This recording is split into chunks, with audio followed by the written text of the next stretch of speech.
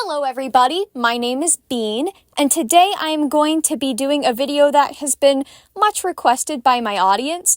I am starting up a show called Archives of Alterna University. It's an indie animation project, and I am still in the conceptual stages of it.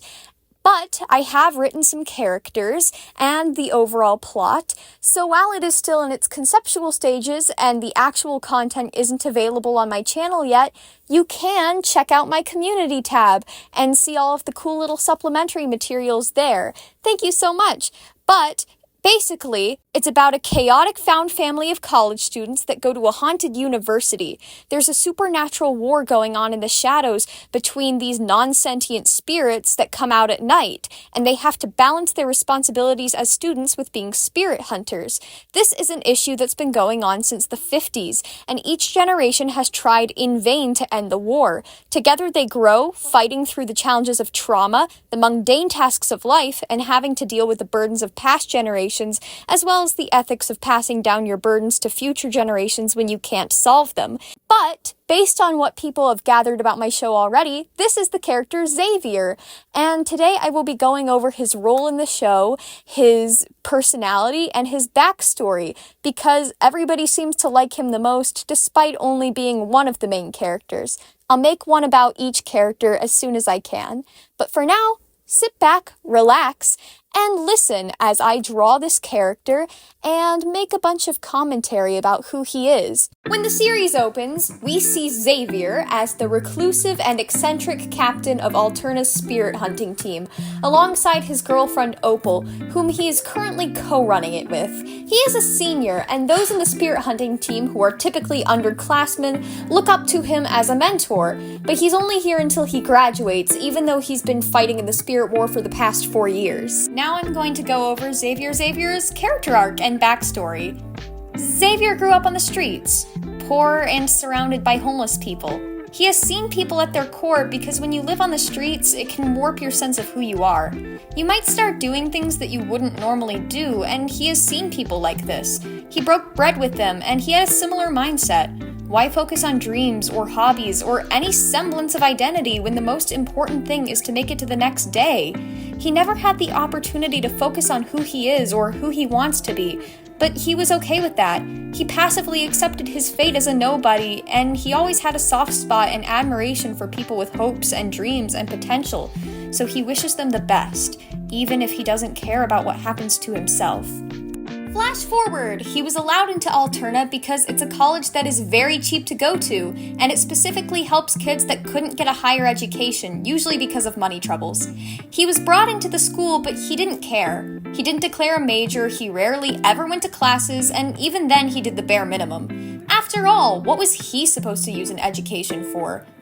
But when he learned about the spirit problem, spirits attacking the school at night, and adults not doing anything about it, he jumped into action and immediately joined the ranks as a spirit hunter.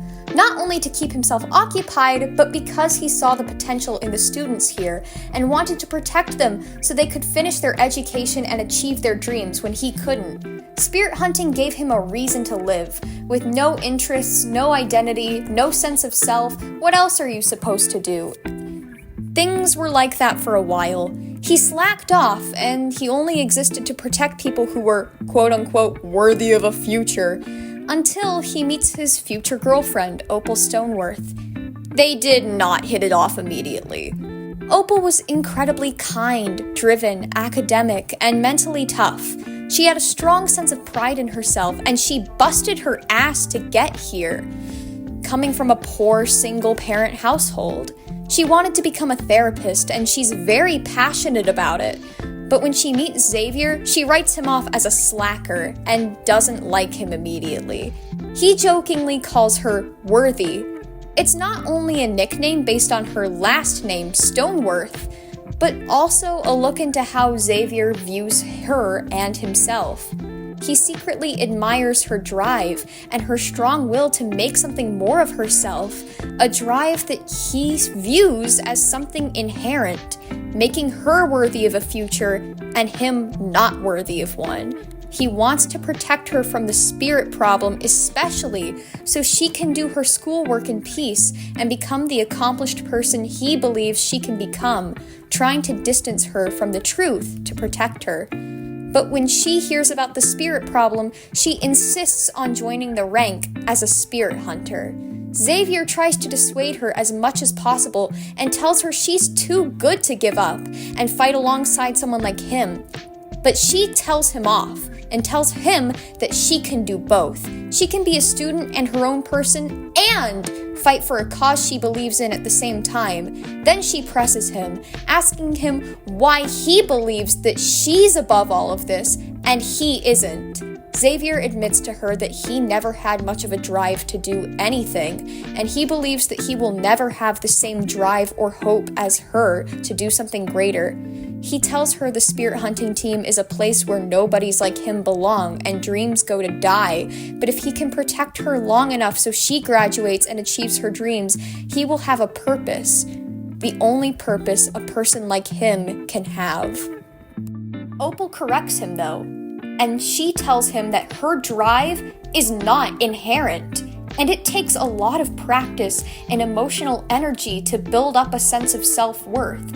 And while it isn't easy, and she now understands why he didn't, it's something he can and should develop because nobody is born with a fully developed resolve, including her. Even if she makes it look easy, she admits to him that it's a day-to-day struggle for her to admit to herself that she deserves something greater and she can work hard to achieve it. This makes Xavier think.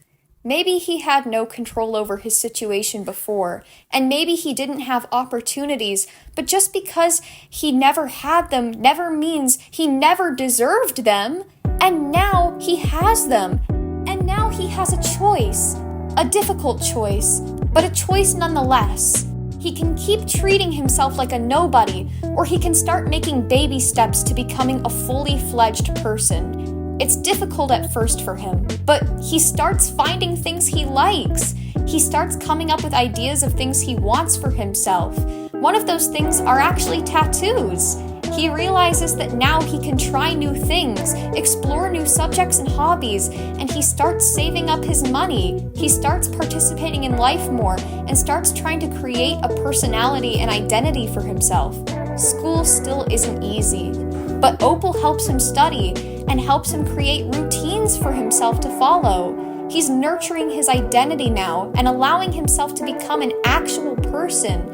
And after a while, he realizes that he likes being a fully fledged person. Who cares if he's still figuring it out? Who cares if he's worthy when his life now has so much more flavor?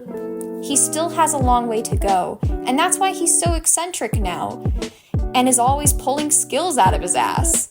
Because he's still in the process of forming who he is, and it's not always easy.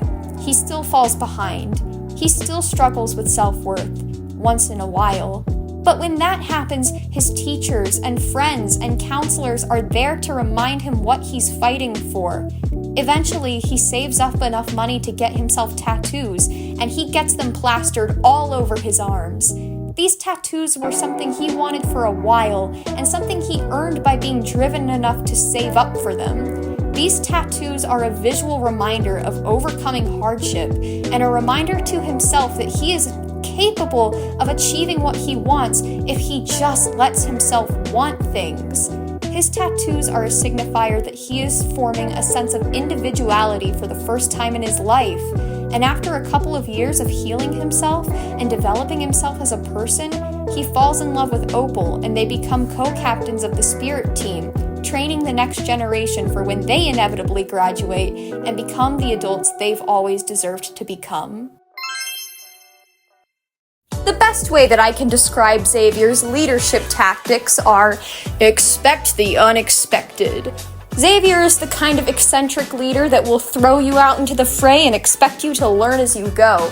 He'll give you advice that seemingly means nothing, but sometimes you just have to trust him, and then it'll actually work.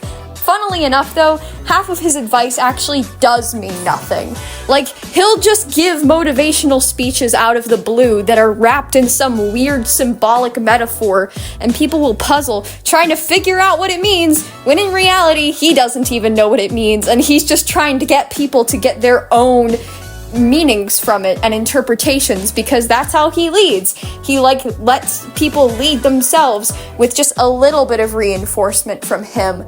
And oftentimes he will playfully haze people who are new, because spirit hunting is an endeavor that requires a lot of commitment, especially so when Ollie just comes in like, I'm gonna save the world. Xavier's like, yeah, sure you are, kid. You're 19. Have fun entering the Coliseum. People also underestimate Xavier a lot. They either overestimate him or they underestimate him, because he's always doing so many out-of-pocket things that nobody really knows what he's going to do next. He's the kind of guy to keep a completely cool head under pressure and then pull a harpoon launcher out of his cargo pants and just be like, oh yeah, I carry this around and it's duct taped to my leg 24/7. And then someone will be like, I never knew that. And then, additionally, he's also the kind of guy that's always pulling skills out of his ass, because he's always off doing little side quests in the void, and nobody really knows what he's doing in that time, but he's just learning and picking up new skills that he uses at the most useless and random of times, and then everyone's like, was that really necessary, Xavier? And he's like, no, but it looked damn cool, didn't it? He's the kind of guy to walk away from an explosion without looking back, especially if it's the explosion that he caused. He keeps a cool head under pressure. He's very calm, very kind of rational, I want to say. He cares deeply about the people around him, even if he doesn't always show it. And he loves his girlfriend very much. He treats her like a queen. I took a course in how to write cute couples to make them like a power couple. Please trust me on this one. He treats her like a queen, like a boss that everybody else should listen to. And when he's like, hey, everyone, when in doubt of me, just listen to Opal. She also knows what she's doing. And he's always giving her the spotlight, because not only is she more hands-on, but she's better at relating to people. So that's another thing about Xavier. He doesn't really relate to people. He understands them, but no one really understands him, so they find it difficult to actually talk to him about things. And furthermore, another thing about Xavier is that he will mispronounce people's names seemingly out of nowhere.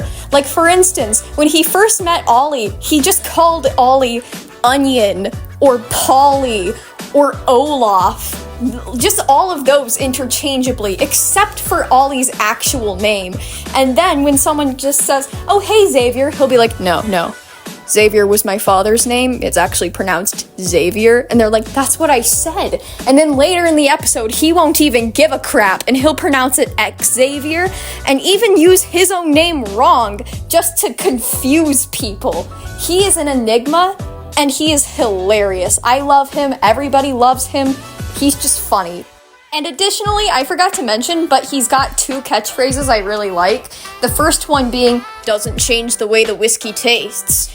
This can be interpreted several different ways, but I'll let you guys do that. The second one being, remember, troops, you only live once. Unless the afterlife does actually exist, then we're all screwed to hell, am I right? I'll just leave you with this. I really hope you have fun watching him when he eventually comes out. And to Atlas, have fun voice acting him.